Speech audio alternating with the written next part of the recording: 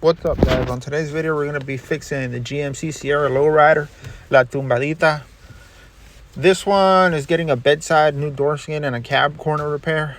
And I'm starting off the repair by disassembling the truck completely so we can start writing it up, getting parts ordered, and see what else is going to need in order to repair it. This is going to be a quick little video, not much going on, just a before and after kind of thing. But over here I'm just showing you guys the spot wheels that need to be removed that are in between the cab corner and the bedside in order to remove the bedside. And I started off by cutting a big hole. You know, I hear a lot of people saying it's a big waste of time and why do you do this and blah blah blah, and the simple answer is just to get access to all the spot wheels that are tucked away and hidden. That way I don't have to damage the actual body itself, and it just makes it easier. People say it takes a long time, but literally it takes like 2 seconds to cut the hole. But after doing that, we proceed to removing all of the spot welds that need to be removed.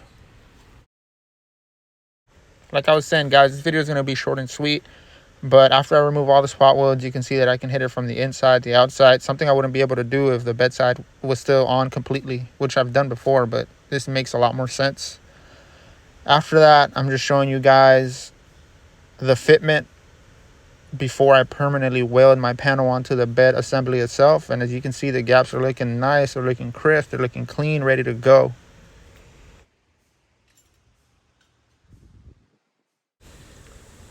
After the pre-fit is said and done, it's time to go ahead and weld our new panel onto the bed itself.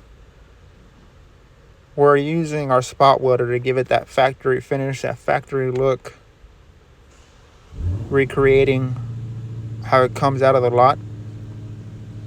And in this places where I cannot fit my spot welder into the bedside, I go ahead and grab my MIG welder and plug those up. But that's pretty much it, guys. After that, we go ahead and move to the door skin.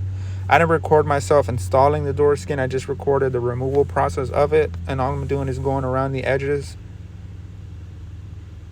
and removing the lip from the door shell itself. Once I do that, it allows me to just pull the door skin from the door shell and it comes off completely.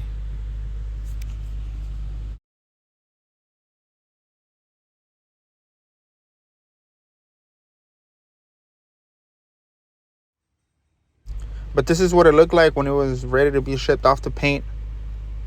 I was making sure everything was aligning correctly, and again, the bedside was ready to go. And this is pretty much it, guys. Let me know what you guys think in the comment section below. I hope you guys enjoyed. Don't forget to rate, comment, and subscribe, and I'll see you guys around for more.